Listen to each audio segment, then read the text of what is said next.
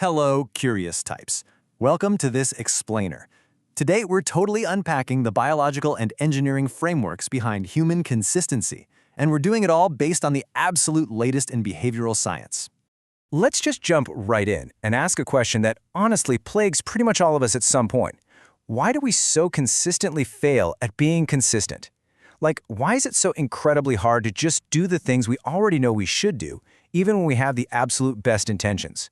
Well, spoiler alert, it turns out we've been approaching consistency completely wrong by literally fighting our own biology. All right, so you've probably heard that old piece of wisdom, right? The one that says it takes exactly 21 days to form a habit. But actually, scratch that. Do you know where that even came from? It started with a plastic surgeon back in the 1950s who just kind of noticed his patients took about 21 days to adjust to their new appearance. That one casual observation basically spread like wildfire and became this massive self-help myth. The actual science, based on a huge study out of University College London, shows it takes an average of 66 days to achieve true automaticity. And hey, for some really complex behaviors, it can take up to 254 days. So yeah, it's a much longer curve than we originally thought. And these numbers really illustrate exactly why consistency is so crucial.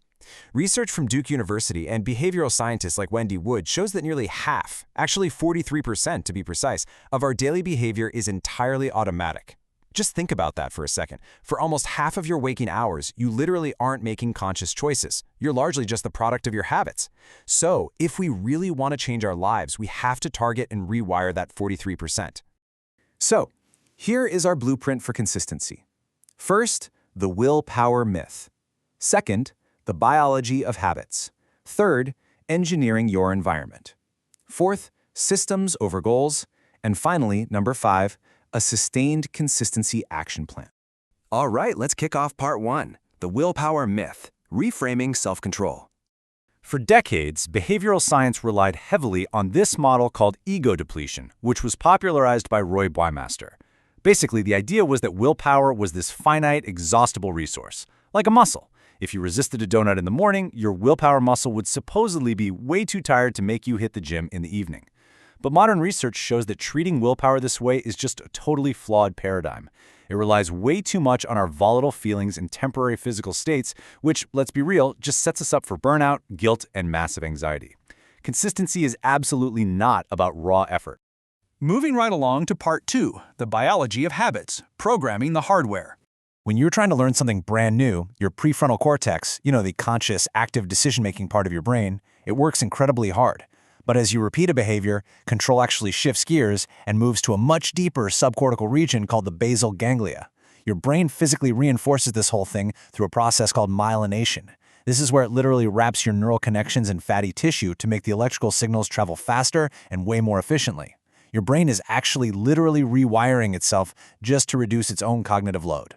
And this whole neurological process runs on what researchers call the habit loop. It's basically a 3-part system. First, a cue that triggers the brain, then the routine, or the actual behavior itself, and finally, the reward that signals your brain, hey, this was awesome, let's definitely remember to do this next time. This loop is the exact mechanism that takes a sequence of high-effort, conscious choices and converts them into a smooth, low-effort, automatic routine. Now, it's fascinating how dopamine fits into this entire loop. We usually think of dopamine as just this pleasure chemical, right? But it's actually a super powerful motivational signal. In the beginning, dopamine spikes right when you get the reward. But as the habit becomes truly automatic, an amazing shift happens. That dopamine spike actually moves forward in time to the exact moment you experience the cue. It creates this intense anticipatory craving, neurologically driving you to take action before you've even made a conscious choice. Mind-blowing, right? All right, let's look at part 3, engineering your environment, programming the software. Nobel laureate Richard Thaler and Cass Sunstein highlight this incredibly powerful concept called choice architecture. Think of your environment as a silent collaborator. Every single room you walk into is either gently pushing you toward the habits you actually want, or it's pulling you toward the ones you definitely don't. The most efficient path to consistency is not artificially inflating your motivation. It's about deliberately designing your choice architecture to completely remove the restraining forces around you. You can actually pull this off by conducting what behavioral scientists call a friction audit. This just means systematically mapping out every single little step between you and your target behavior, and then ruthlessly eliminating as many of those steps as humanly possible. Want to work out in the morning? Don't rely on waking up feeling super motivated. Just sleep in your gym clothes. Want way less screen time? Don't rely on pure willpower to ignore your phone. Charge the thing in the kitchen. You're basically engineering the default option so that the right choice is actually the easiest choice. However, you gotta watch out for something called cue habituation. Your brain has this sneaky sensory gating mechanism that naturally filters out stable, unchanging stimuli. You know that sticky note on your bathroom mirror reminding you to drink more water? Yeah, your brain will literally stop seeing it in like 3 to 5 days. To keep your environmental cues highly salient, you have to actively rotate their locations, switch up their colors, or honestly, even better, tie your triggers to specific events, like making your morning coffee, rather than just relying on static visual reminders. Next up is Part 4, Focus on Systems, Not Goals, the operating system.